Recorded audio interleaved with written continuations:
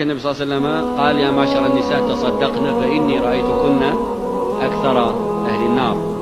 فقالت امرأة: ولم يا رسول الله نكون أكثر أهل النار؟ قال: لأنكن تكثرن اللعنة وتكفرن العشير.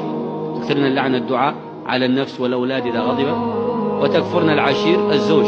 لو أحسن الرجل إلى إحداكن الدهر كله ثم رأت منه شيئا واحدا قالت: ما رأيت فيك خيرا قط، ما فيك خير، أنت أصلا ما فيك خير، يكون هو كل خير فيه. هكذا قل النساء في الجنة بسبب ألسنتهن، وكثر الرجال في الجنة بسبب الصبر.